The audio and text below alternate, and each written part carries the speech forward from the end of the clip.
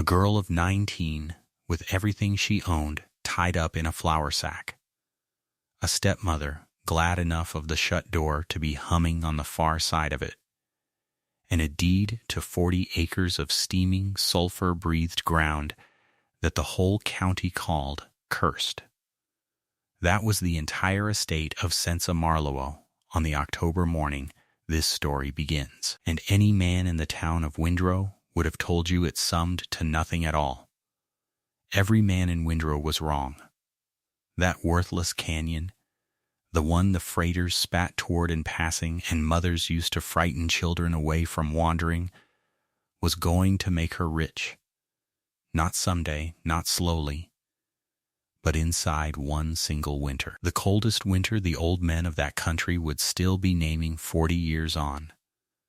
The winter that killed the great herds on the open range and closed the pass. And the banker who laughed across his polished counter and offered her $30 for the deed as a kindness would ride out through the spring mud himself, hat in his hands, to ask her to sell it back to him. She would name him his own $30 with her ledger open on the table when he did. That is where this story goes, and it earns every mile of the road. If you've ever been handed the thing nobody else wanted and made it worth something, hit that like button and drop your city in the comments. I want to see how far this story travels. It was October of 1886 in the shortgrass country of Montana Territory, in a wind-scoured cattle town called Windrow that had one bank, 2 saloons, and a church that did double duty as the school. And 2 days north up the freight road, in the raw gulches where the gold was, a camp called Confidence Gulch was paying whatever a man cared to ask for anything that could be eaten, burned, or drunk. The door had shut at 7 that morning, before the frost was off the grass, and it did not slam. Lavinia Marlowe was not a slamming woman, she was a tallying one, and she had finished her tally. She had come into the family 4 years back, a handsome widow with a soft voice and a cold, exact way of looking at furniture, and she had counted the home place hers from about the second Sunday of the marriage.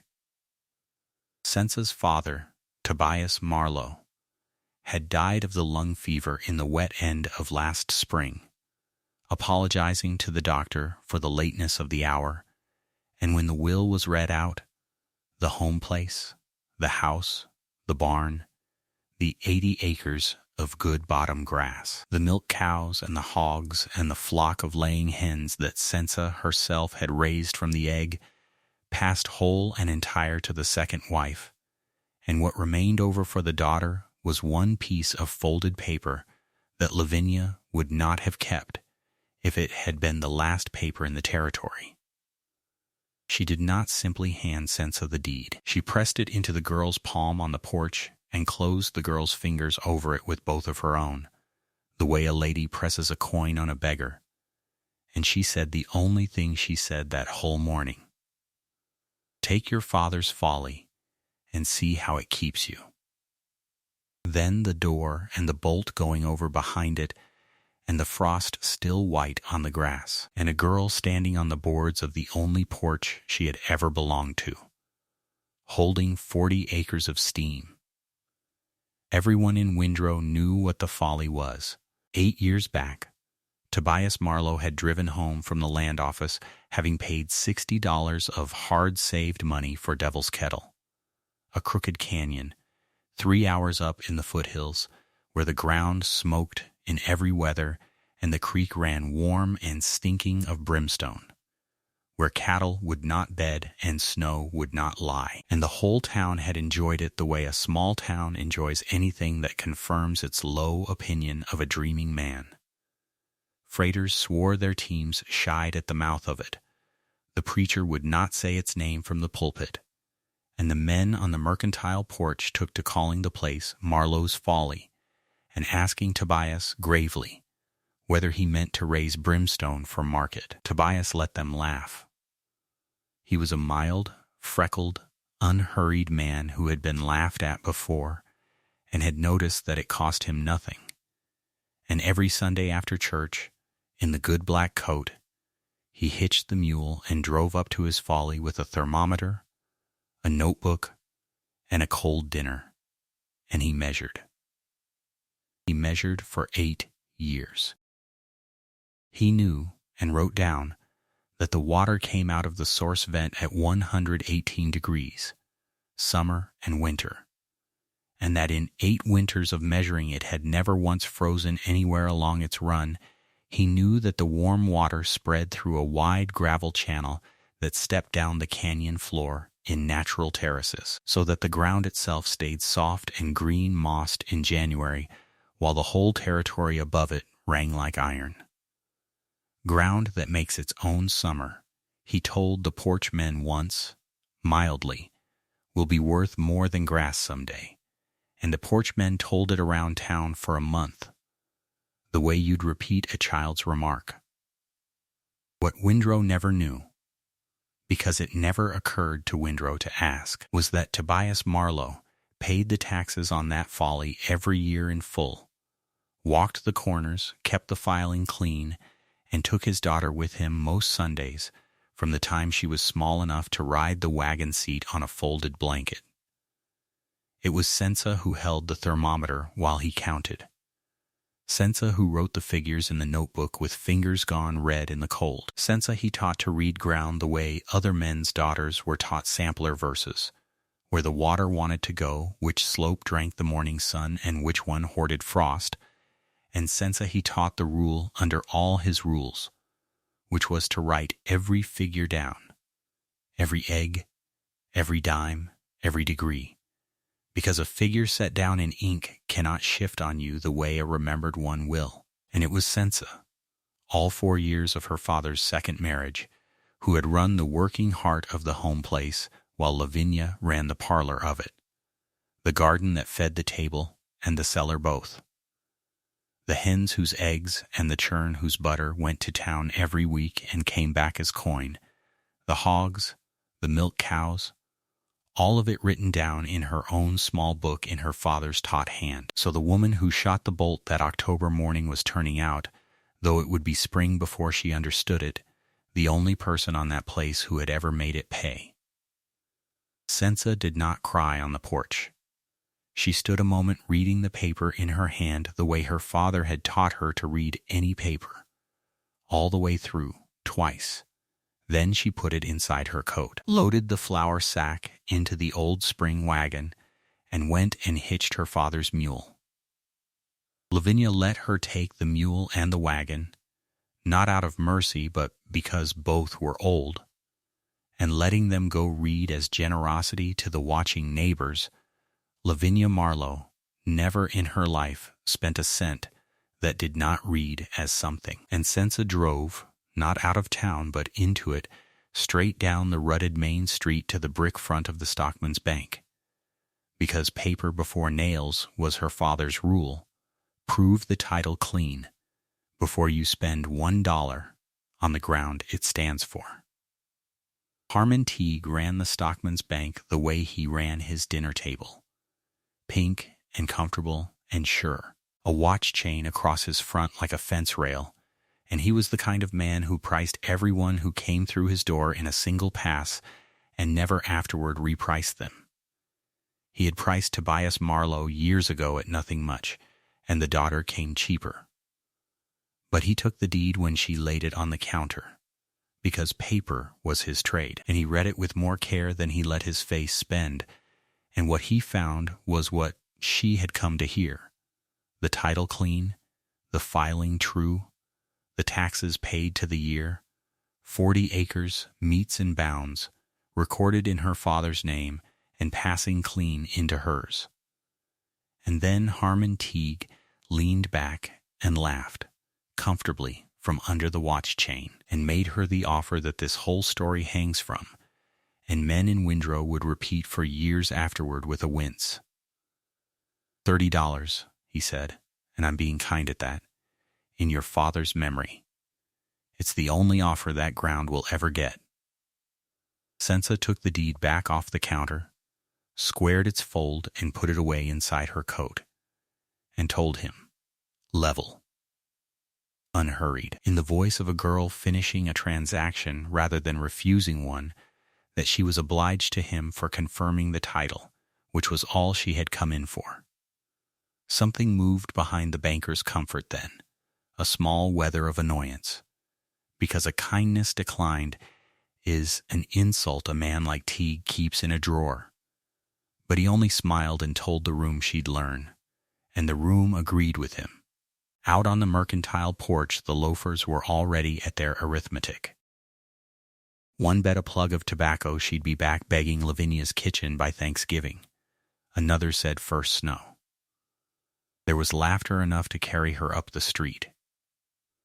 Only old Cephas Moore, hunched at the end of the porch bench in a buffalo coat gone the color of the country, a man who had trapped those foothills back when the beaver were still worth the walking, said nothing at all, and watched the gray wagon out of sight, and there is generally in any town one old man who says nothing, and he is generally the one worth listening to. Behind the mercantile, out of the wind and out of the watching, Sensa counted her money. It lived in a tobacco tin that had been her father's, and it was egg and butter money. 4 years of it, saved a dime and 2 bits at a time from work Lavinia had never troubled to see, and it came that morning to $31. 31. She sat with the tin open on her knees a long moment, letting the figure be what it was, the girl the town had just bet against, owned by her own count $1 more than the banker's entire opinion of her inheritance. And she meant, with that dollar's head start, to widen the margin. Then she went into the mercantile with a written list, because her father's daughter did not shop from memory, and spent like a woman driving nails, an axe and a crosscut saw, a hammer and a pick and a spade, a mason's trowel, 10 pounds of nails, a coil of wire, flour, beans, salt, coffee, lard and lamp oil, and seed, lettuce, spinach, winter onion, radish, which the storekeeper's boy weighed out smirking, because seed sold in October in Montana was a joke that told itself. Smirks were free.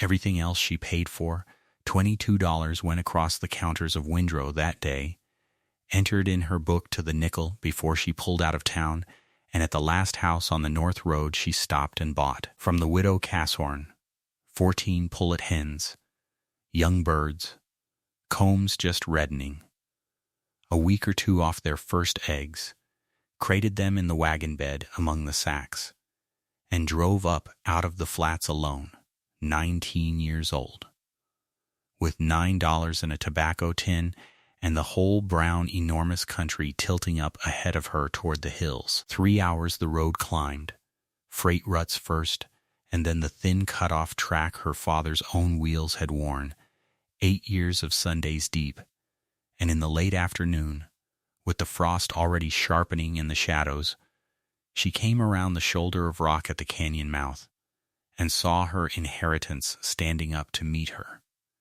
And it is worth standing where she stood, out of the floor of Devil's Kettle, into air already cold enough to bite, rose the steam. Not a wisp and not a haze, but columns of it, a dozen of them and more, white and slow and enormous, climbing out of the shadowed canyon like the smoke of a town where no town was. The smell came to her on the down canyon air, sulfur, the brimstone breath the preachers made so much of, riding over a warmer smell underneath it, wet stone and green. And that was the thing that closed her throat, the green moss thick and bright as June on every rock the warm water touched, cress standing crisp along the runnels, grass at the seep edges still soft and growing, a crooked mile of it winding up the canyon floor, while every other acre from there to the Missouri was browning and stiffening toward winter. She walked the wagon in slow. At the head of the canyon the source pool lay breathing under its own cloud, wide as a turned wagon, blue-green over pale gravel, too hot at the vent to hold a hand in, 118 degrees, said her father's notebook writing in her coat. said 8 years of Sundays, and never once frozen. And out of the pool the warm water slid away down the wide gravel channel, stepping from terrace to natural terrace. Ground that had made its own summer since before anyone now laughing at it was born. And partway down the first terrace, squared to the channel and to the south light, she found what the town had never once ridden up to see. Her father's Sundays waiting for her. Stone footings, half laid, 2 courses here, 3 there, dry fitted and true, the corners squared with a care she could read like handwriting. A stone boat with its rope gone gray. Stacked field stones sorted by size into patient piles, years of it, gathered 2 and 3 at a time by a man in his church coat, while a whole town told each other he was simple. His corner stakes still stood. The string between them had rotted, but the stakes stood plumb, and she walked the lines he had laid out, and knelt and put her bare hand into the gravel of the warm channel, and held it there in ground soft and blood warm in the freezing dusk in October in Montana. She did not cry, or if she did, the steam took it, and nobody in this world was owed the seeing. That first night she pitched the wagon sheet over a ridgepole, right on the heated gravel above the channel, penned the 14 pullets in the wagon bed with wire over the top, and a warm vent breathing gently past the wheels, 8 beans, wrote the day into her book, the miles, the purchases, the $9, the temperature of the ground under her blankets, which was a figure no other book in the territory could show, and slept warm and dreamless on land the county called cursed, while the first stiff frost of the season whitened all the grass of the world above her. Then the work began. And the work is the story, so the story will slow down for it. She did not lay a stone the first morning. She spent it reading, the way her father had taught her to spend the first morning of anything, where the night wind came down, where the steam hung and where it tore away, where old drifts had lain in the lie of the bent grass, what the sun did to his footings at noon, checking his sighting the way you check any man's figures, even a loved man's, because ink is honest, but ground is more honest still. His thinking held all but one corner of it, and there she bettered him. She pulled the southeast stake and moved it 2 feet up channel, so the cabin would sit not beside the warm run but square astride it, the full floor over the flowing warmth, and not the half. And if he was watching from somewhere, she reckoned he would rather be corrected than obeyed, because that was the whole way he had raised her. The plan she scratched on the back leaf of the notebook was simple the way a well is simple. The warm channel culverted under the cabin between big flat stones, bedded so the water would slide beneath the whole width of the floor and out the downhill wall to the terraces below, warming the laid stone pavement from beneath, a hearth she would never have to feed, running under her feet all winter, so that the floor of a 19-year-old exile's cabin in the Montana uplands would never once freeze while cattle died of cold on a million open acres around her. Then she laid stone.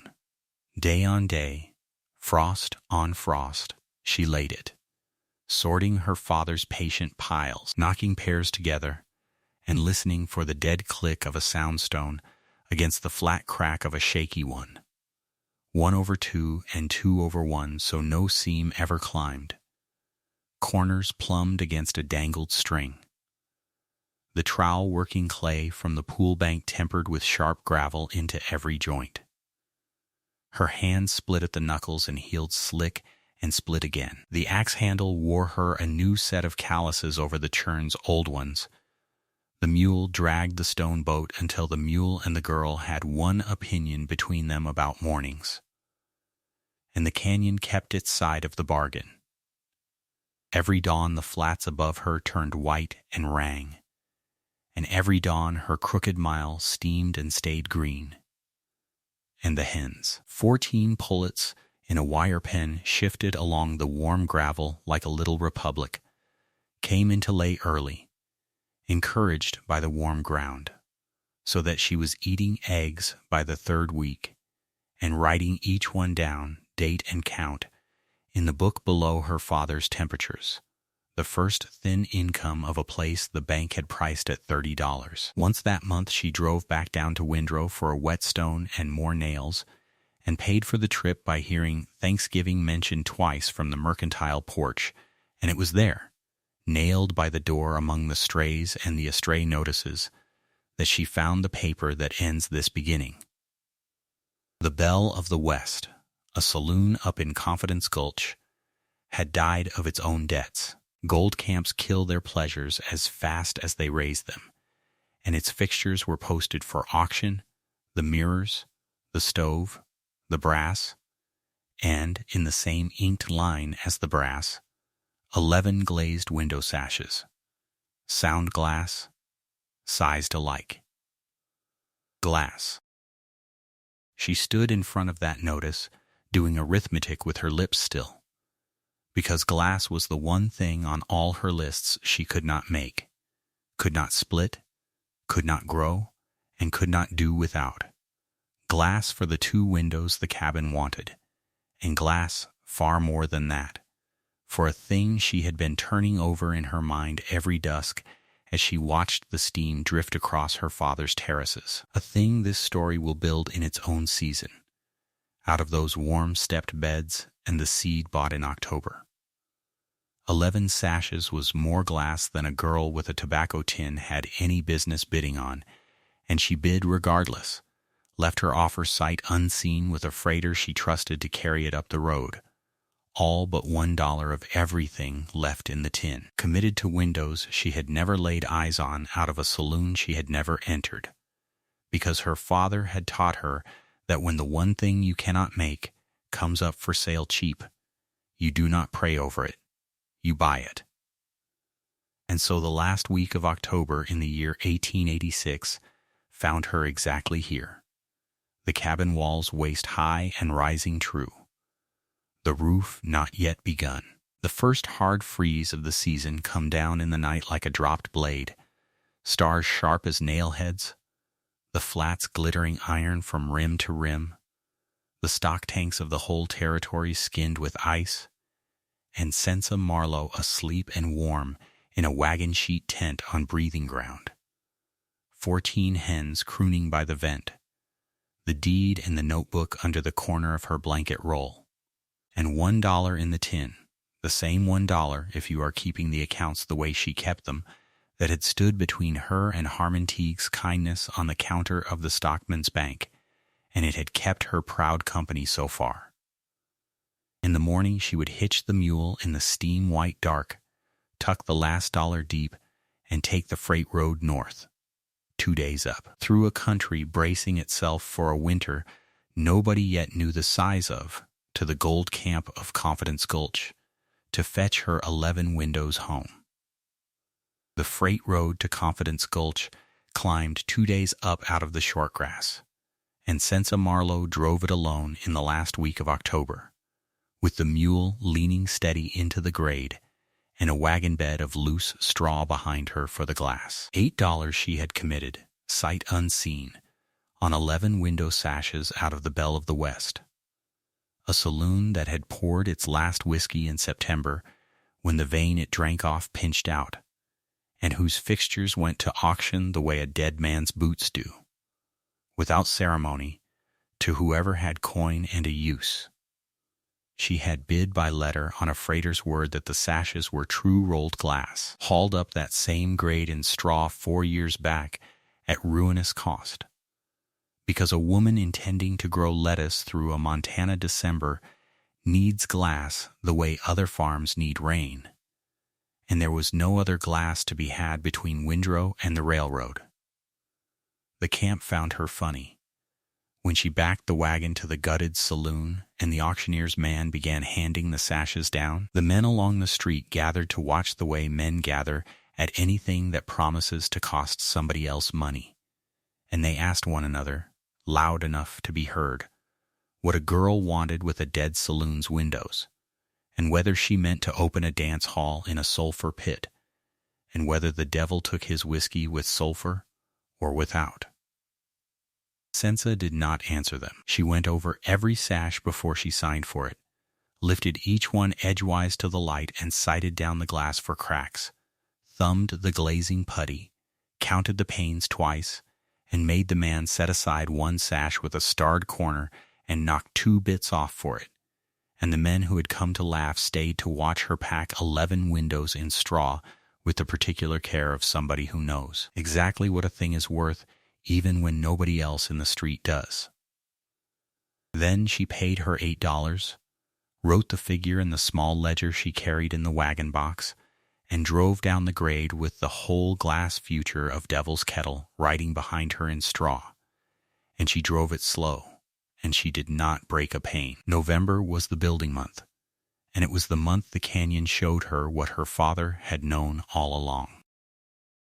The walls went up from waist high to the plates in the first week, stone on stone in the mild breath of the steam, while the flats below her woke every morning grayer and harder.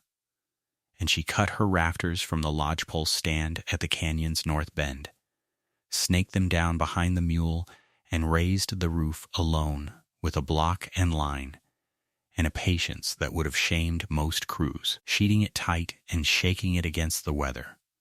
She built the chimney of canyon rock, mortared fat and drawn narrow at the throat, the way her father's notebook said a chimney ought to be drawn, and the first fire she lit in it pulled clean. But the floor was the masterwork, and the floor was the whole idea of the place. Her father had sited the cabin square over the warm gravel channel where the spring water ran down out of the source pool. And Sensa finished what his Sundays had started.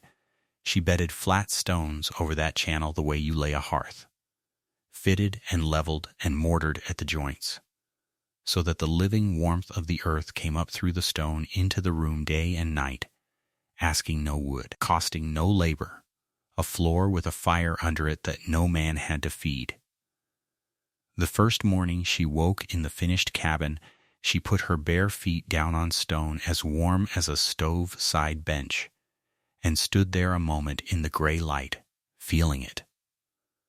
While 40 miles below her, the whole territory was breaking ice out of its wash basins with the handles of its razors. That was the arithmetic of Devil's Kettle, and nobody in Windrow had ever once run the figures. The garden came next, and the garden was her father's thermometer readings made into supper. Down the slope from the source pool the warm water spread through terraces of dark gravel that steamed gently in the cold air and had never in the town's memory carried a flake of snow. And into those terraces Sensa built her beds, framing them with dry laid stone, filling them with the black soil she hauled up from the creek bottom, soil that lay over warm gravel and drank heat from below the way a kettle drinks it from a stove. Over each bed she set a saloon sash, sloped south on a stone sill to catch what low sun the winter would spare, hinged with strap leather so she could prop them by day and shut them by night, and under that glass, in ground that never cooled, she planted lettuce and spinach, winter onions and radishes in the second week of November, when every other garden in the territory was a graveyard under frost.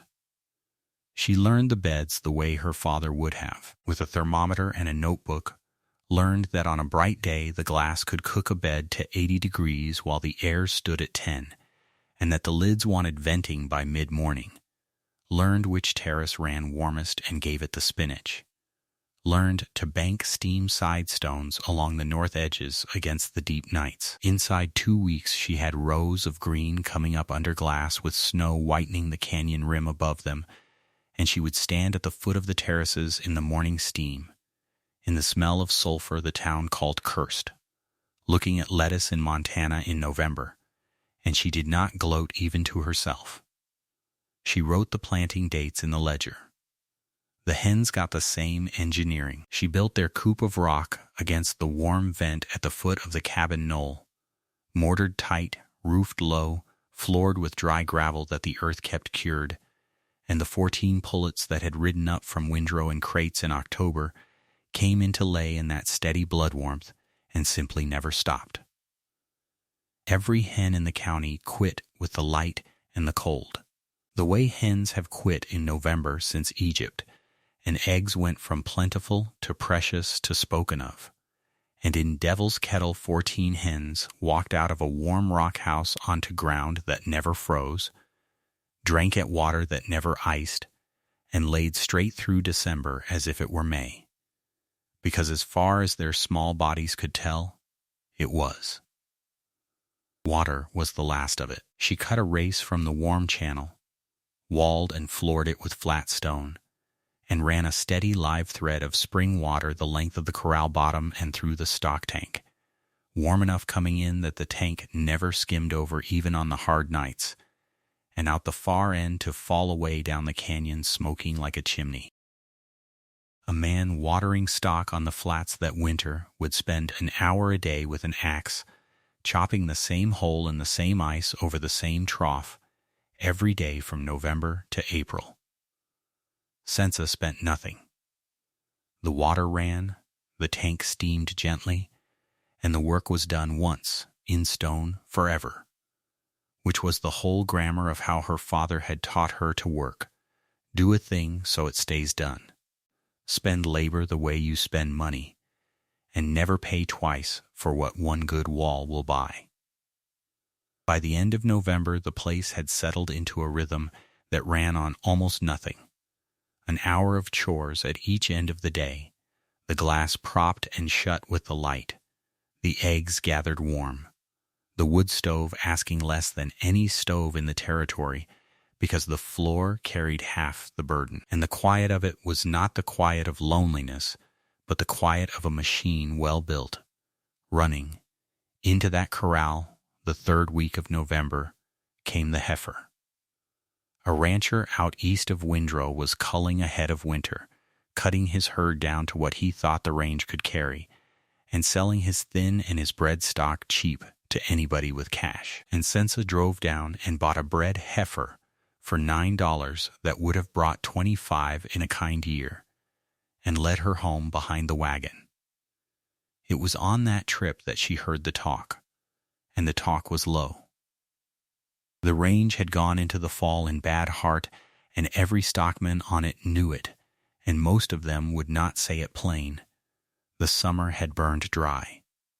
The grass was grazed to the roots and cured thin. The herds had come up from Texas and down from the railroads until the country carried twice the cattle it could feed, and almost no man in the territory had put up hay, because the custom of that country was that cattle wintered themselves on the open range. And custom is the last thing a man audits, but the signs were being read that fall by anybody old enough to know signs. The muskrats had built their houses double high in the sloughs.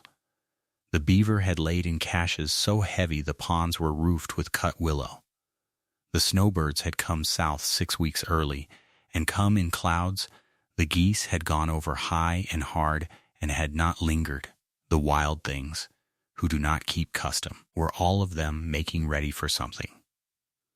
In Windrow, on her December trip, Sensa stood by while 2 stockmen at the feed store talked each other into confidence about an open winter.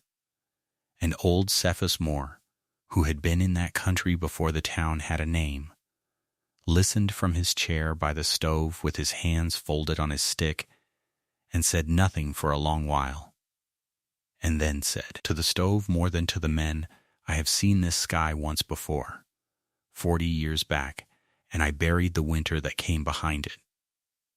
The stockman laughed the way men laugh when they need to. Sensa did not laugh. She went home and cut wood for 3 weeks straight, ricked it to the eaves on the south wall, hauled her root crop into the warm cellar hole behind the chimney, bought 50 pounds of grain more than she strictly needed, and wrote all of it down. December was the month the ledger began to earn. The week before Christmas, she packed the wagon with the first true crop of Devil's Kettle. 6 dozen eggs bedded in oat straw, and a crate of December greens cut that morning under the glass. Lettuce and spinach crisp, with cold at the edges and alive at the heart. Winter onions, a sack of radishes, the whole of it smelling of green summer in a country that had forgotten what summer smelled like. And she drove it up the grade to Confidence Gulch, where 300 men were wintering on beans, salt pork, and money. There is no customer on earth like a gold camp in December. The cook at the Miners' Rest took one look under the sacking, called his owner, and the owner did not haggle. He bought the crate entire and asked what day she could come again. Eggs, which had brought 2 bits a dozen in Windrow in October, went at $1.50 the dozen, cash on the plank, and the man paid it smiling, because fresh eggs in a winter camp are not food. They are proof that life goes on. The lettuce went at 2 bits a head to men who had scurvy stories from other camps and knew exactly what green was worth, and a miner with 3 days' gold in his pocket bought a dozen radishes at the tailgate and ate them standing in the street like candy, and word ran the length of the gulch, before she had the mule turned around, that the girl from the cursed canyon was selling summer out of a wagon in the snow. When she drove down the grade that evening, she had $11.40 in the tin box under the seat. Earned off ground the county called worthless, in the 1 month of the year the county called dead. And that night, by lamplight, on the warm stone floor, she opened her father's ledger, the same book that held 8 years of his temperature readings in his crabbed, careful hand. And she began her own pages where his left-off date and item and figure, eggs and greens, the auction sashes, the $9 heifer, the 50 pounds of grain, every cent in and every cent out. Because he had taught her that a thing written down cannot lie to you the way a thing remembered can. And because she meant, someday, to have the whole answer to this country's laughter set down in columns that could not be argued with. The laughter, in fact, had already begun to change key. Word of the green sale went down the freight road faster than the wagon did, the way money news always travels, and on her next trip to Windrow, Harmon Teague came out of the Stockman's Bank onto the boardwalk to meet her, which was itself a figure worth entering. He was pleasant. He allowed that she had wintered better than anyone had looked for, that there might be something in the ground out there after all, for a season or two, while the novelty held, and then he made his offer, in the mild voice of a man doubling a kindness, $60, Miss Marlowe, for the deed as she stands. That's twice what I said in October. And I'll say plainly there's not another man in the territory would say it once. Sensa thanked him, and said she guessed she would keep it, and asked after the price of nails, and that was the whole of the conversation.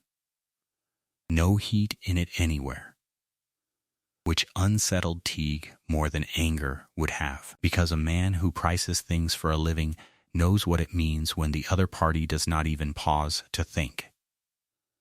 The porch loafers, who in October had bet she would be back by Thanksgiving, recalibrated her over the course of that December from fool to lucky, which cost them nothing. Because luck is a word men use to keep from having to say competent, and Sensa, who could hear the difference and knew the ledger would settle it in its own time, drove home and did the chores. Christmas she kept alone, and it was not a hard keeping. She killed the fattest of the young roosters and roasted him with her own onions and sage from the jar, and there were greens from under the glass, and potatoes from the warm cellar, and a pie made of dried apples she had traded eggs for. And she ate it at her own table on her own warm floor, with the lamp lit and the steam drifting past the saloon glass window in the dusk. And afterward she read her father's notebook clear through, all 8 years of Sundays, all the readings the town had laughed at, and when she came to the last entry, made 3 weeks before the lung fever took him, she sat with her hand flat on the page a long while. on the warm stone, in the house he had sited and she had raised. And if she cried any that night, it was nobody's business, and the hens never told. She was 19 years old. She was warm. She was fed off her own ground. She owed no man anything, and she had 11 window sashes between her lettuce and the sky. It was enough. It was more than most of Montana would be able to say by spring, because the winter was coming now, the true one, the one Cephas Moore had seen the sky of, and it announced itself the second week of January the way the great cold always announces itself, with beauty. There came a morning of sundogs, the sun rising with 2 false suns burning at either hand, and a great pale halo ringed around all 3, and the air so still the steam of the canyon stood straight up like a lodgepole, and old-timers from the Missouri to the Marias looked at that sky and went to their woodpiles without finishing their coffee. By noon a wall of gray had shut the northwest. By dark the wind had come down off the pole with nothing between Montana and the ice cap to slow it, and the temperature fell 40 degrees in a night, and then it kept falling. And the snow came onto that wind fine and dry and hard as blown sand, and it did not stop for 3 days. The pass above Confidence Gulch closed in the first night, drifted full and blind. The freight road died. The stage did not run.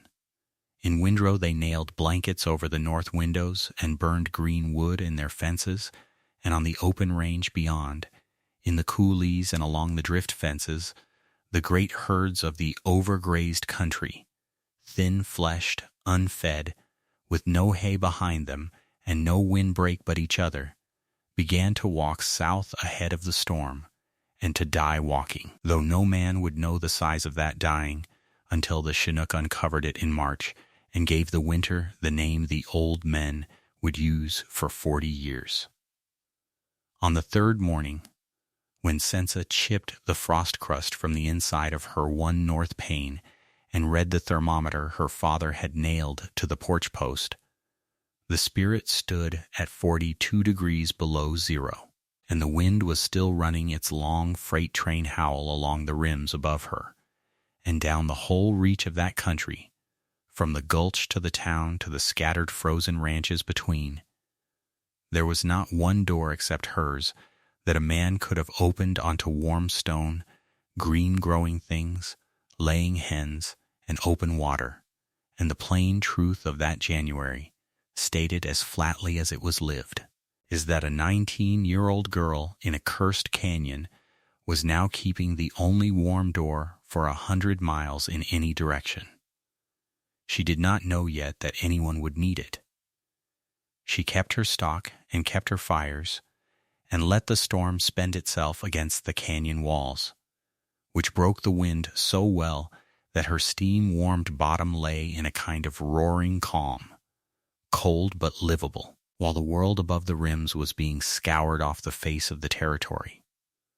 On the 3rd night of it she made her last rounds by lantern the way she had made them every night, hens shut warm, heifer and mule bedded deep in the corral shed, with the tank running black and open beside them, wood in, fires banked, bar dropped, and she was at the door with her hand on the latch when she heard it, thin and broken under the wind. From far down at the canyon mouth, the shake of freight bells, and then, spaced and deliberate, the sound that means only one thing in that country in that weather. A pistol fired 3 times into the storm. Sensa Marlowe stood one breath listening, took down the lantern, wrapped to the eyes, and stepped out into the roar. The lantern was a small fist of light, and the storm kept trying to close it. And Sensa Marlowe went down her own canyon half by memory and half by the feel of the stone race under her left hand, the warm water running black and open in its channel like a rail laid down for exactly such a night. She had brought rope coiled over her shoulder, because her father had taught her that you do not walk into weather after people without rope. And twice she stopped to listen and heard nothing but the roar. And twice she went on, because a pistol fired 3 times into a blizzard means one thing on the northern ranges, and it is not celebration. And the 3rd time she stopped, the bells came again, thin and wrong under the wind, freight bells being jerked instead of swung, and beneath them a man's voice worn down to a rag, calling into the white with no words left in the calling. She found them at the canyon mouth, where her warm ground gave out, and the plains cold took over like a change of country. 2 freight wagons stood dead in the drift, with the snow already building house walls up their windward sides. 16 mules hung head down and ice shagged in their strings with their lashes frozen to white spikes and their breath freezing in sheets on their own chests. And there were 5 men, and the 5 men were nearly gone. The one with the pistol was a big man past 50, with ice grayed into his mustache and his eyes still working, and the eyes were the exception, because 2 of his teamsters were snowblind, lids swollen shut from 2 days of wind and white glare, roped wrist to a wagon wheel so the storm could not take them. And a 4th man beat his arms against his ribs in the slow, stunned rhythm of a man forgetting why he is doing it. And the 5th lay in the lead wagon wrapped in cargo tarps. They were Kessler's outfit, freighting the winter road to Confidence Gulch, caught in the open when the 3rd day of the blow shut the pass ahead and drifted the road shut behind, and they had turned for the cursed canyon on the memory of a rumor, because dying men will take a curse over a certainty. Sensa put her mouth to the big man's ear, because there was no other way to be heard, and what she said was short. 1/2 a mile, she said. Warm to the door.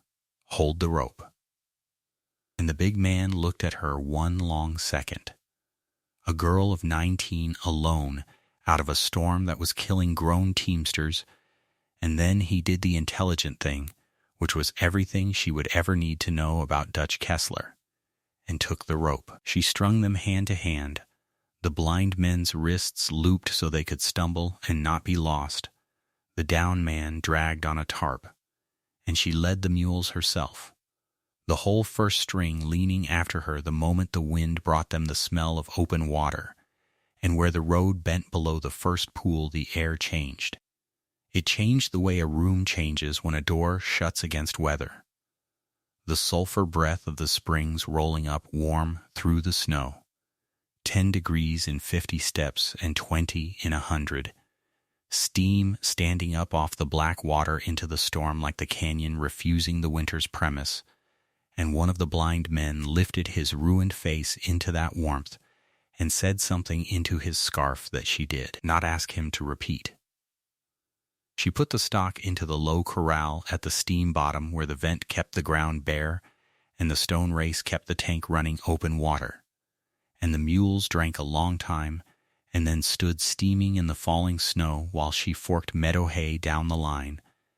And then she took the men in over her doorsill onto the stone floor her father's mocked deed had made possible. The floor footed over the warm channel, the floor that had never once been cold, and the oldest teamster went down on his knees on the warm stone, not from weakness, and laid both bare palms flat against it, the way a man touches a thing to make sure it will still be there when he opens his eyes. She worked on them half the night the way she worked on everything, in order, without noise. The snowblind men she sat back in the dimmest corner and bound their eyes with cloths wrung out of cooled tea, and told them it would be days and it would pass. And it was, and it did.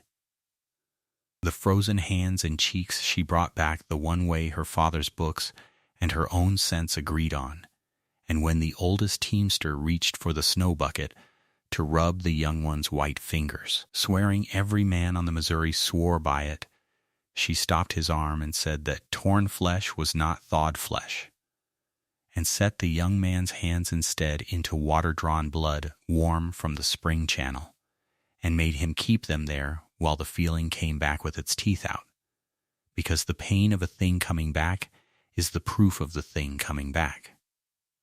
Then she fed them.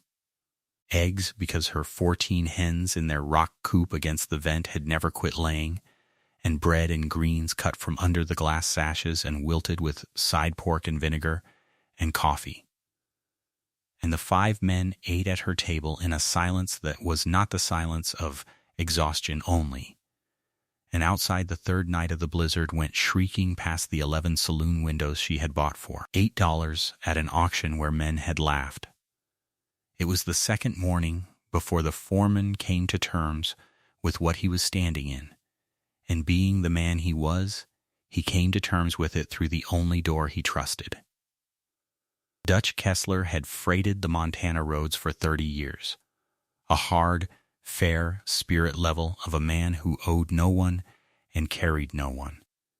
And he stood in the middle of her warm floor with his hat in his hands and asked what she charged. Sensa told him the truth, that weather was not a thing she had ever meant to sell, and that no door of hers stayed shut in a blizzard. And Kessler heard her out and shook his head once, slow, like a man declining a second plate he wanted. He was under bond to the company, he said, 5 men and 16 mules eating on the company's business. And he had not eaten charity since he was younger than she was, and did not propose to learn the taste of it now. And he looked at her father's ledger standing on its shelf and said the 3 words she would hear in her head for the rest of her life. Write it down. So she wrote it down. They set the rates together at her table like 2 nations at a treaty, and he would not let her set them low. Meals at 50 cents the plate, which was what the road ranches charged when there had been road ranches and roads. Her hay at $40 the ton, because that was what hay had gone to in Confidence Gulch before the pass closed, and Kessler said a fair price was the price of the day, and the day was a hard one, and that was not her fault but her fortune. Eggs at the camp's own $1.50 the dozen, and his own cargo oats broken out for his mules and set down too, in his own square hand against his own company. Every plate, every feed, every day, entered and dated, and the ledger that had begun the winter recording a dead saloon's windows at $8 now carried a freight company on its pages, and this was the winter that book stopped being a record of what she spent and became a record of what she was owed, and it never went back. The blizzard blew out on the 4th day, and what came behind it was worse. The sky scoured to a hard blue stillness, and the cold coming down out of it like something solid. Sundogs standing at the sun's shoulders like guards. The spirit thermometer at the gulch gone to 50 below, and the mercury ones frozen down into the bulb, which was its own kind of reading. And up on the rims the pines cracked in the night like picket fire. Nothing moved on the range for 100 miles. Nothing could. And in the bottom of Devil's Kettle, in the 3rd week of January in the winter of 1887, 5 freighters sat down at a plank table to fresh eggs laid that morning and greens cut an hour before from under glass, with the wind ripping snow past the window sash and the steam drifting over the roof. And at least 2 of those men had stood on the store porch at Confidence Gulch in the fall and called this canyon cursed, and called the dead man who bought it a fool. And they knew it, and she knew it, and nobody said it, and every man cleaned his plate. The youngest teamster offered that the kettle must be blessed after all, and Kessler, mopping his plate, said without looking up that it was neither cursed nor blessed, that it was built, and went on eating, and that was the first true thing anyone from the town side of the ledger had ever said about her canyon. The Ellisons came in the middle of January, in the flat gray lull between the second blow and the third.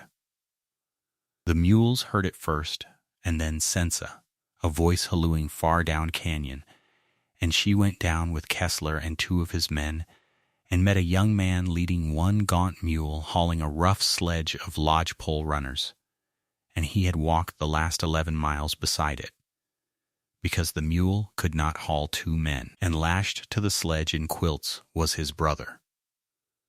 Card Ellison was about 23 that winter, off the bench country east of the Pass Road, a proud outfit in the fall, and he told it standing. In as few words as it could be told, the herd had drifted before the first blow. 2 days he and his brother had ridden trying to turn them, and the cattle had walked south with the wind until the fence wire stopped them. And there they had piled, and there they had died, the whole Ellison gather and their neighbors' brands with them. And somewhere in the second day's dark, his brother Royce had gone through the creek ice to the knee and ridden on wet because there was nothing else to do. And by the time they gave up on the cattle, his boots had frozen to his feet, and Card had cut the boots off with a knife by lamplight and built the sledge that same night. The teamsters carried Royce into the warm floor, and the old Missouri man reached again for the snow bucket, snow to draw the frost. Every freighter on the river swore by it. And Sensa Marlowe, 19 years old, stood over the frozen feet of a man she had never met against the collected certainty of every gray head in the room, and said no. She said it once and did not raise her voice, and did not explain twice. Rubbing frozen flesh with ice tears it apart, and torn is worse than frozen. The feet would come back slow, in water the heat of blood and no hotter, out of the spring that ran that heat winter and summer, as if the canyon had been holding it ready 40 years for this one job.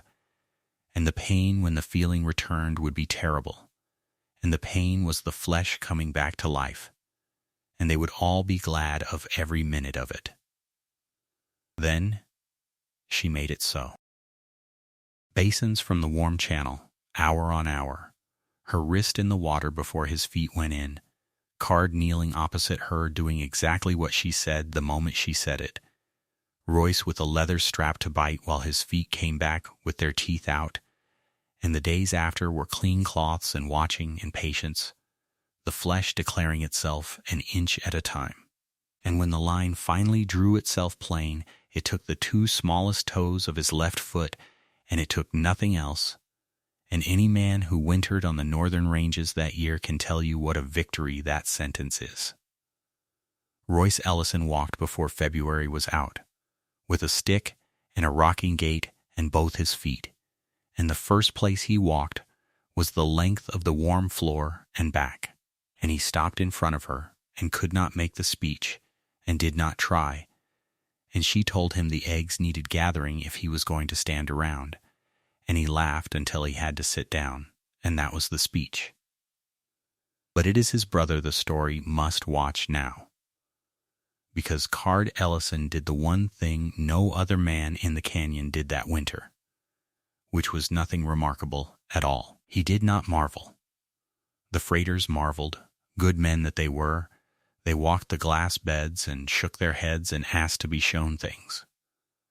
Card asked to be used. The first morning, with his brother sleeping, he stood over the warm stone a moment and asked only whose thought the floor had been, and when she said her own, he nodded once, the way a man nods at a true weight, and asked where she wanted the wood. He cut the ice collar off the stone race where the spray froze and narrowed the channel, and learned why the race was pitched the way it was pitched by clearing it, which is the only way anything is ever really learned. He hauled stone on the sledge and built the corral windbreak out another 12 feet against the northwest quarter the storms favored. He mucked the corral and asked where she wanted the muck, and when she said the pile by the garden terraces, for the beds in April, he looked at the steaming pile and the glass sashes and the whole quiet machine of the place assembling itself in his head, and said nothing, and forked it where she wanted it.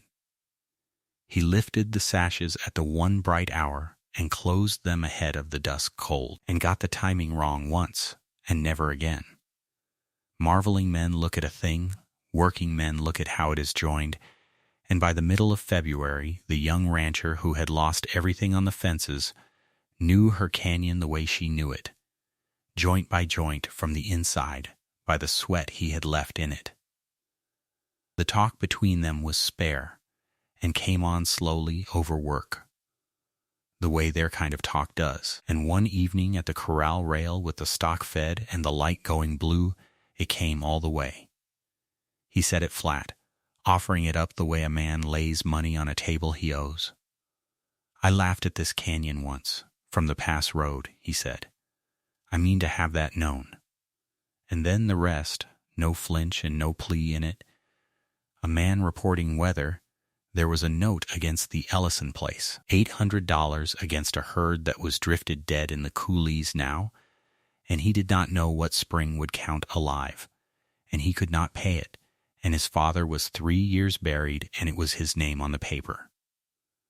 Sensa answered with her own truth, matched flat for flat.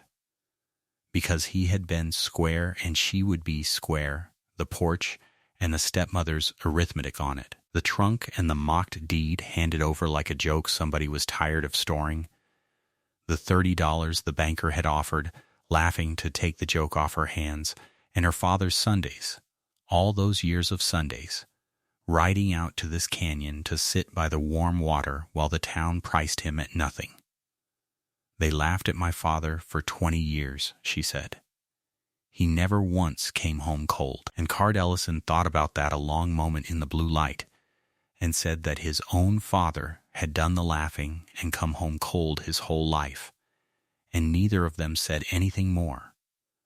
And the silence after it was not empty. And that is all either of them said. In early February, on a dead-still day between blows, they climbed to see it. Kessler wanted the road looked at, and so the men broke a trail up the stock path with Sensa ahead of them, and they came out on the rim into a stillness like held breath. And there was the range, white to the edge of the world, and in it, once the eye learned what it was refusing to learn, the shapes, the coulees drifted full with low dark ridges under the crust that were not brush and were not stone, and along the fence lines, running straight as bookkeeping for miles, the drifted heaps where the herds had walked south before the wind until the wire stopped them and the snow finished the arithmetic.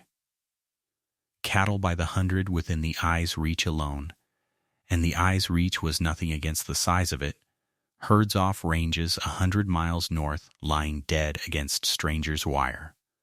The whole open-range gospel of the territory frozen mid-sentence, and not one man on that rim said a word for a long time. It was Kessler who finally named it, in the voice a man saves for verdicts. "The old men will tell this winter for 40 years, he said, and added, after a while, that he expected to be one of the old men. And then they went back down the stock path into the steam, out of the graveyard and into the kitchen, and supper that night was quieter than most, because every man at the table had now stood on the rim and seen the price of every other door in the territory. The Chinook came in the last week of February, in the night, and Sensa woke to a different voice in the wind and knew it before she was full awake. By morning the air ran warm as April off the southwest, the black wind the old men called it, and it ate the drifts like something starved. The eaves running, the coulees talking, black ground opening in patches by noon of the second day, and within the weak word came up the canyon that the pass was breaking open. The leaving, when it came, was done the way everything Dutch Kessler touched was done. Squarely he sat at her table with the ledger and went down every page in his own checking, plate by plate, feed by feed, day by day, and found one entry where she had undercharged the oats and made her correct it upward. And when the sum was struck, it came to $241.50, and he counted it onto her table in company paper and hard coin to the last $50, and signed the page beneath the total in his square hand. Paid in full, D. Kessler, foreman.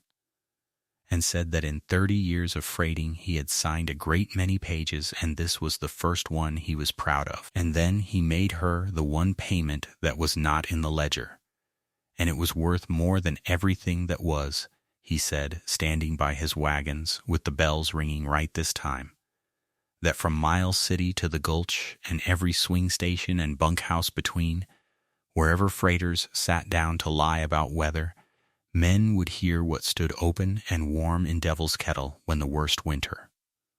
God ever loosed on Montana shut every other door in the territory, because freighters, whatever else was said of them, paid their debts and told the truth about roads, and this canyon was a road now, and he would see it told that way.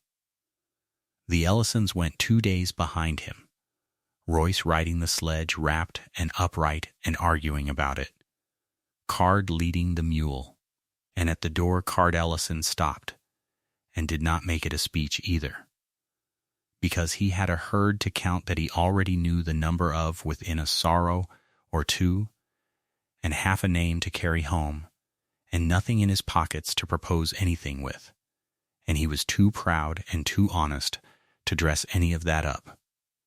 And what he said instead was plain as a fence post. "When the mud lets me travel, I'll be back," he said, "if you'll have the help." And Sensa Marlowe, who had learned that winter to the penny what this man's word weighed, said that the work would be here, and that was all either of them said. And both of them knew exactly what had been said, and neither of them said that either. And he went off down the canyon in the steam and the drip, and did not look back, which is how a man looks back when it matters. And then it was early March of 1887, and the melt ran loud off the rims day and night like freight on a downgrade. And Sensa Marlowe was alone again in Devil's Kettle with a fat ledger on the table, the winter's whole testimony entered and dated and signed, $241.50 of it in a coffee tin under a floor stone that had never been cold. And under the 11 saloon windows the seed flats stood already sprouting, lettuce and onion sets coming up green as a rumor, and she was standing at the glass with the morning sun on the steam when she saw it. Far down where her road met the river road, the first freight wagon of spring. And it was not lost, and it was not storm-driven, and it did not pass by. It swung off the river road deliberate as a signature and came up her canyon through the shining melt, and the talk was already traveling ahead of it. The talk went down out of the mountains ahead of the mud, the way talk always travels in a freighting country, wagon to way station, bunkhouse to camp saloon. And by the middle of March of 1887, there was not a stove in that corner of Montana territory that had not heard some version of the winter at Devil's Kettle. Dutch Kessler was as good as his sworn word, and better, because Kessler carried the one credential no storyteller can counterfeit, which was a settled bill. He told it in the freight office at Confidence Gulch and in the wagon yards, and to every driver he raised a hand to on the road, and he told it flat and undecorated, being a man constitutionally unable to improve a fact, that he had taken 5 men and 22 mules into a canyon the whole country called cursed, snow-blind, and half-frozen, in the hardest January any living man had ever stood up in, and had brought every man and every mule of them out fat in March, that they had eaten fresh eggs and greens cut, living out of the ground in the dead middle of the winter that killed the range, with the snow shrieking past a warm window, and that the girl who fed them had charged a fair price for every plate, every bed, every feed of grain, written into a ledger in a small square hand, and at the breaking of the road had taken payment to the penny, a figure north of $200, and had neither patted it nor forgiven it, because charity shames a man and cheating shames a house, and she would deal in neither. Men believed him. Men will argue with an opinion all night, but a paid bill closes the mouth like a hand laid over it, and Kessler carried his receipt the way other men carry a watch.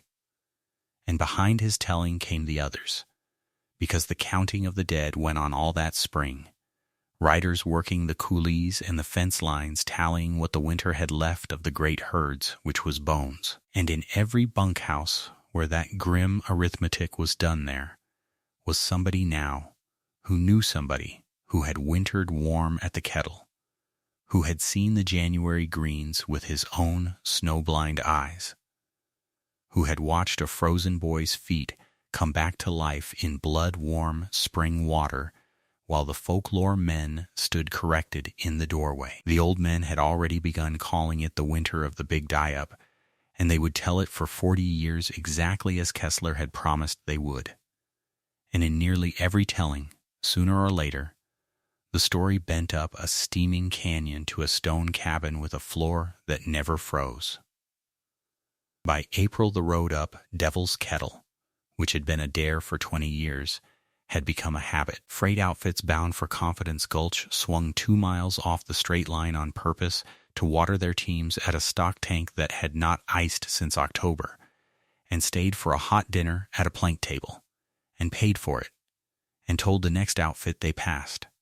And the ledger got heavier. The hens in the rock coop by the vent had laid through the whole of the killing winter like creatures that had never been told what winter was.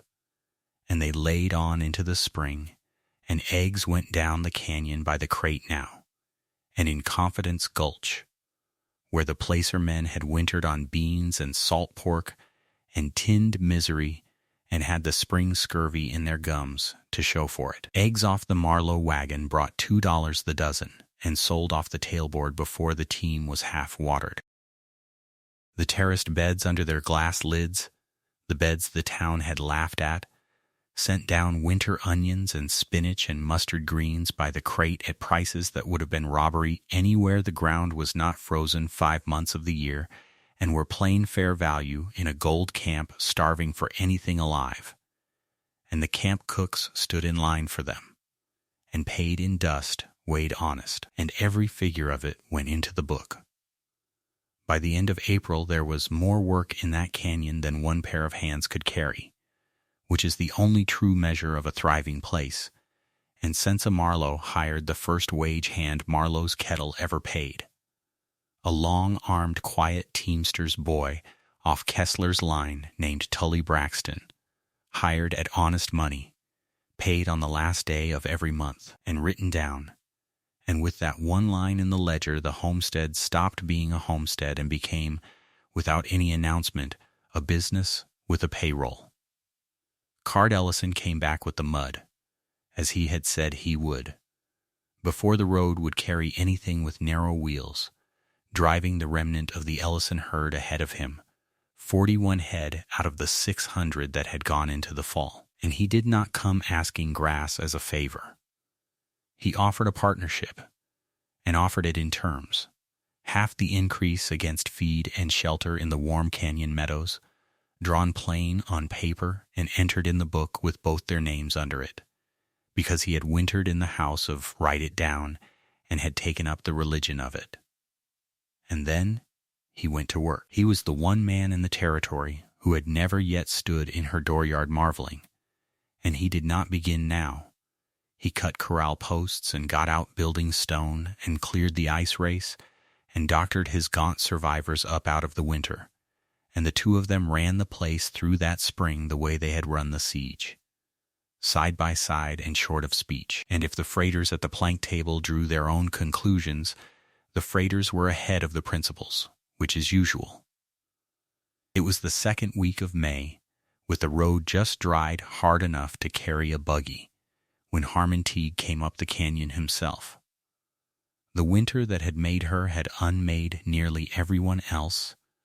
That has to be understood to understand the hat in his hands. The bank's vault was full of paper written against cattle, and the cattle were bones in the coulees, and paper written against bones is worth what the bones are: solid men.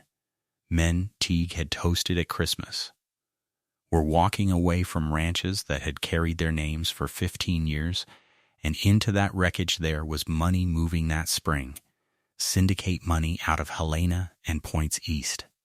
money that had learned in one winter the whole cruel arithmetic of the open range and wanted the other kind of ground now, ground with shelter and water and proof. And the only proven warm ground in the county was a canyon Harmon Teague had once priced, laughing, at $30. He stood on her dooryard with his hat in his hands, which was a sight nobody in that county had ever been offered, and he admired what there was to admire. The glass-lidded beds in their green ranks, the fat hens, the new stone going up, and then he made his offer the way such men make offers. As a kindness, a burden lifted from young shoulders, and the figure was $500.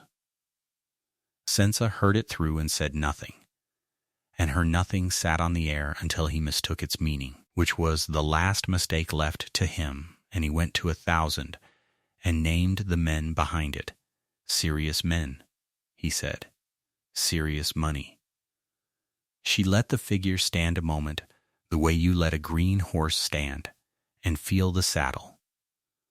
Then she wiped her hands on her apron, took the ledger down off its shelf, and opened it on the table between them, turned so the columns faced him, and she ran him through the winter without one word of pleading in it, only the figures, line by line in her small square hand. December, greens and eggs sold at the door to men who had laughed in October.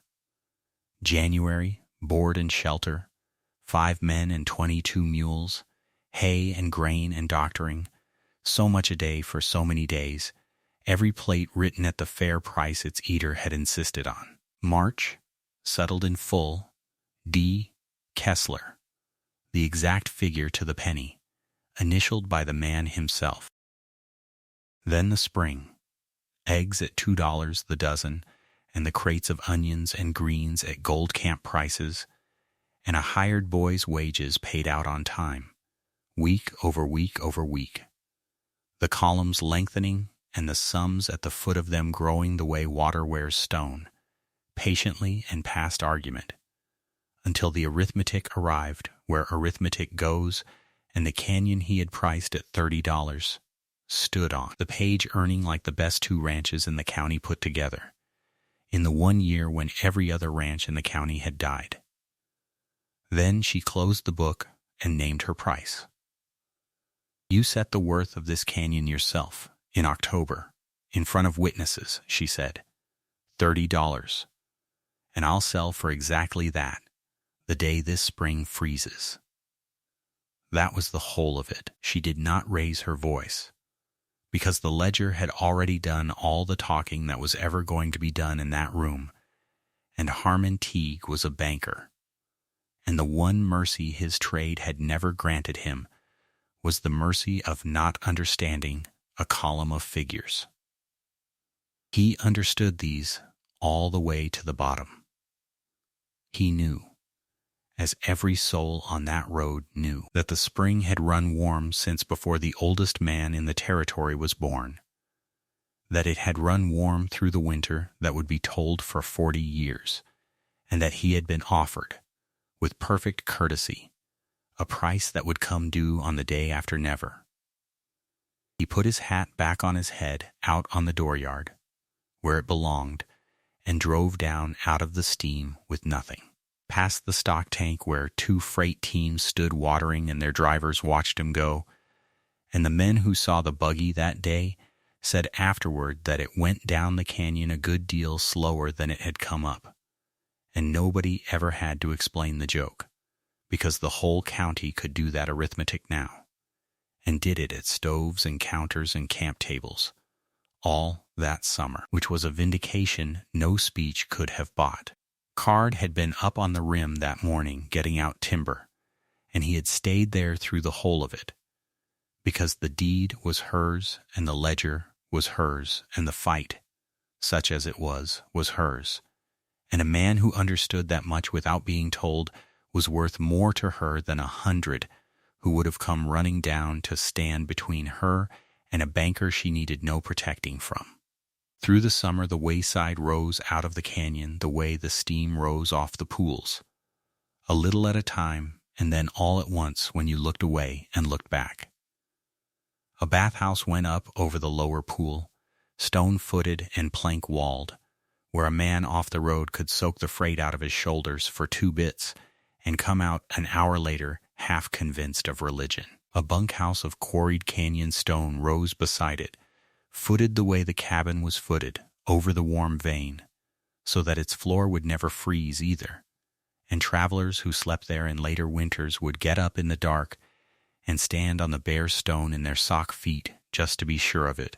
Corrals spread below the tank. Hay went up in the meadows where Cards 41 grazed themselves back into cattle. And in August, the stage line running to Confidence Gulch chalked Marlowe's kettle onto the schedule board at the depot, between 2 towns that had been on the map 20 years longer, and did not ask her leave to do it. A stage schedule being nothing but the truth about where a road goes written where everyone can read it. And the road went to her door now. It was in that same August that Lavinia Marlowe came up the canyon in the spring wagon. The home place was mortgaged to Teague's shaken bank by then, and there were boarders in the good front rooms.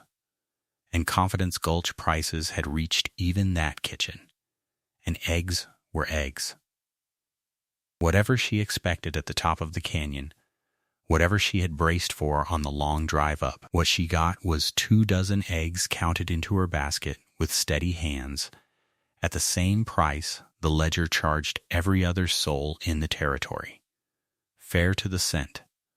Not a penny of spite added, and not a penny of the past forgiven into it either. And a civil good afternoon at the end of the counting. The town heard of it.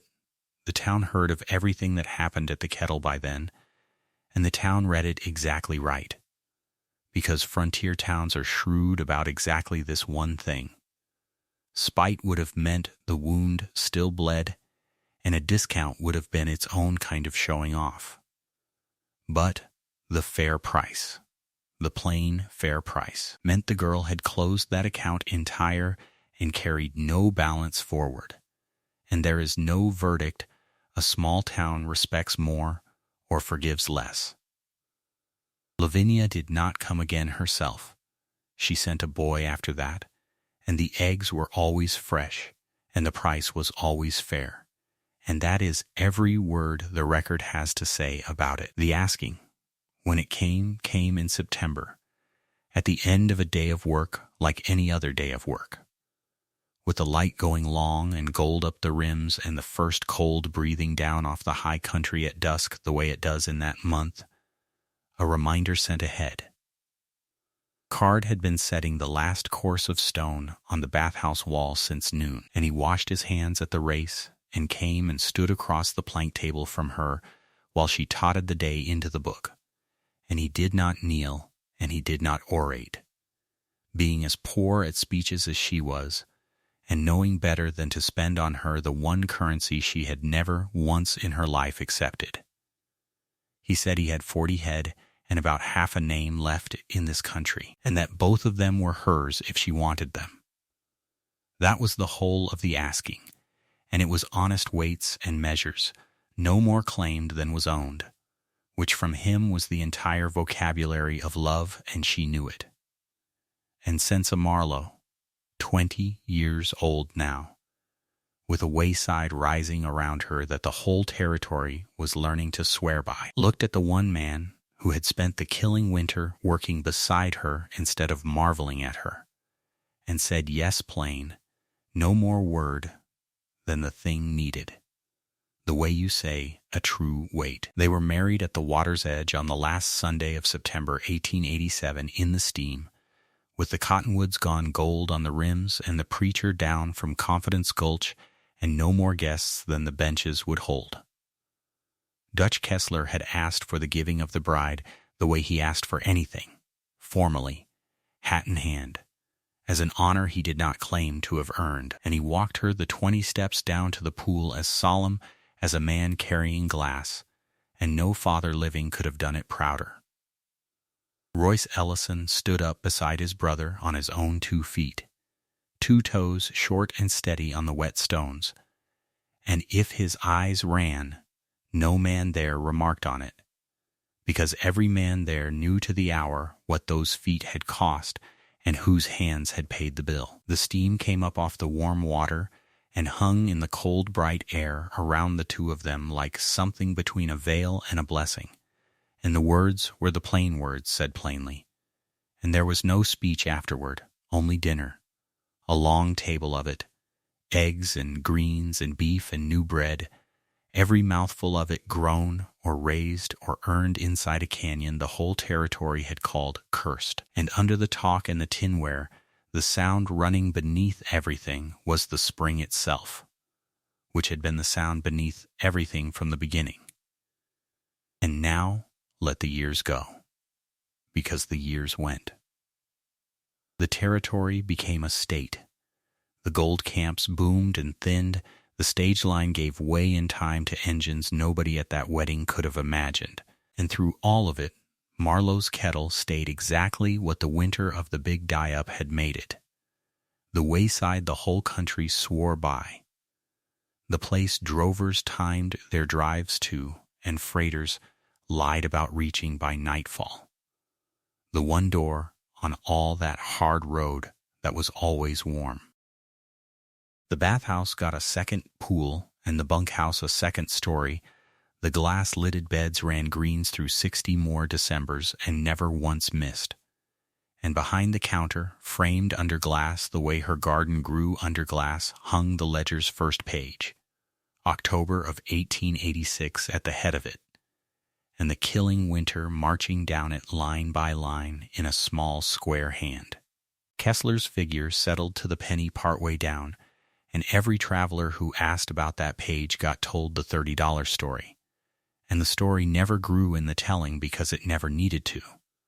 A banker priced this canyon at $30, laughing, and came back inside the year with 1,000 and a syndicate behind him, and was offered his own 30 back, payable the day the spring freezes, and the spring has not frozen yet. Card and Sensa ran the kettle together for 47 years the way they had run the first winter, side by side and written down, and raised their children at the water's edge to look at people before they looked at anything else. Card Ellison died in 1934 at 71, in the wayside he had helped raise stone by stone, an old man who had spent half a century being asked by strangers whether all they told about his wife was true, and who had answered every time that whatever they had heard, it ran short of her. Sensa died in 1951, at 84, in the stone house her own two hands had helped foot over the warm spring 65 winters before. A floor that in 65 winters never once froze. Not in the winter of the big die-up, not in any of the hard ones after, not on the last morning of her life. And the ledgers of 65 years stood shelved in order on the wall beside her bed, every plate and every crate and every fair price of a long life accounted for and owing nothing. There was never any single grand stroke in it, and that is the thing to carry away from Devil's Kettle. No vein of gold came out of that canyon, no lucky strike, no miracle except the patient one that had been lying in the ground all along, mocked, waiting for the one person who would kneel down and put her hand in the water and think about a floor.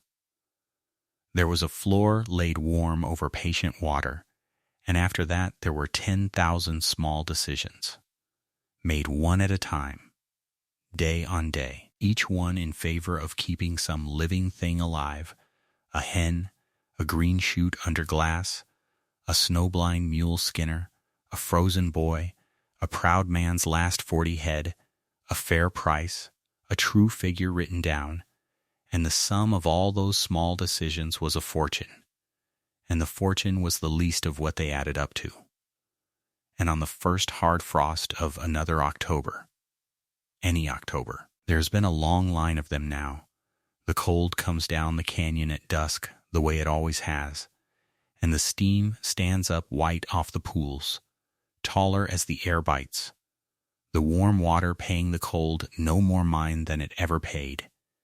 And out along the dark of the canyon road the lamps of travelers come rocking up out of the flats. One, and then another, and then a string of them, the way they have come every winter since the winter the old men told for 40 years, making for the light and the steam and the smell of wood smoke and supper, making for the one door in all that country that was always warm.